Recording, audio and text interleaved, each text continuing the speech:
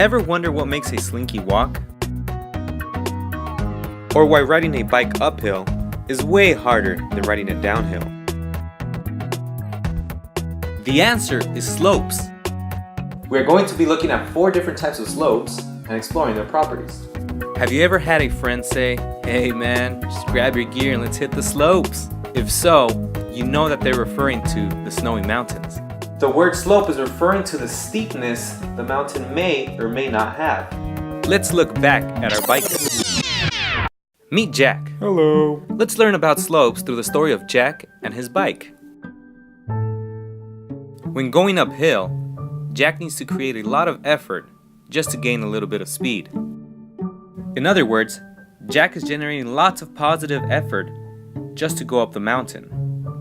This means every time our mountain or slope is going up, we are dealing with a positive slope.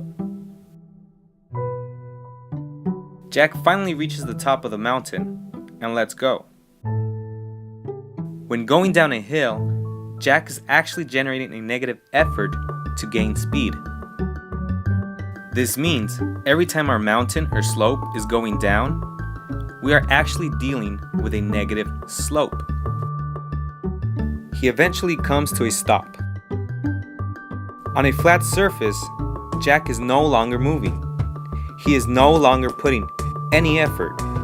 This means every time our mountain is flat, or we have no slope, 0 slope to be exact, we are dealing with a horizontal slope. Jack eventually gets bored of just sitting around, so he continues to ride and reaches a cliff. Jack falls and dies. He no longer exists. In other words, when we have a cliff or a vertical line, we are dealing with an undefined slope. Our slope doesn't exist. So let us recap. When our slope is going up, it's a positive slope. When our slope is going down, it's a negative slope.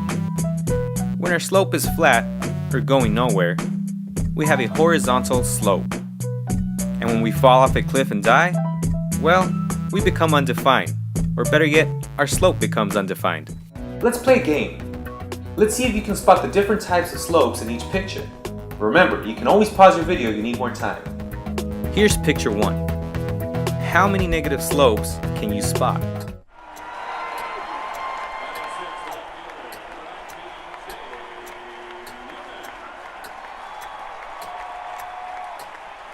If you said 8, then you are correct. Let's review where.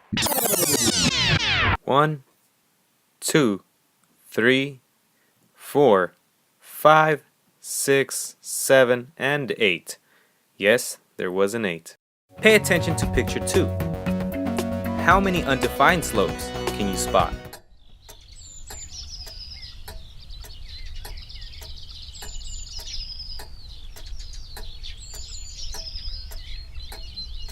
If you said 4, then you are correct. Once again, let's review where. 1, 2, 3, and 4. We have a total of 4. Now let's look at picture 3.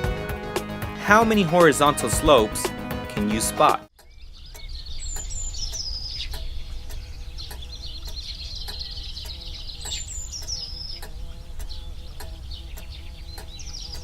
This one was a little tricky, but if you said 1, then you are correct.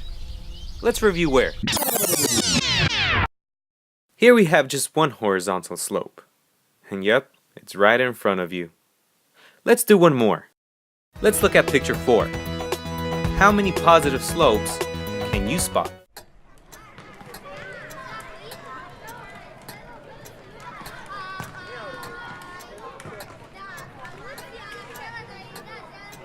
Here I threw a lot at you, but if you said 15, then you are correct. Let's review where. The bottom of the bookshelf has a cluster of books, all leaning in a positive slope. If you counted carefully, you should have counted 15.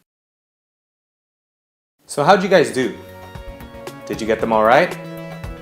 Good. Well, the purpose of that exercise was to demonstrate that slopes are indeed everywhere. Next time you are hiking, snowboarding, skiing, or bike riding, remember, you owe all those good times to slopes and mathematics. This is Mr. Alvarado. See you guys next time.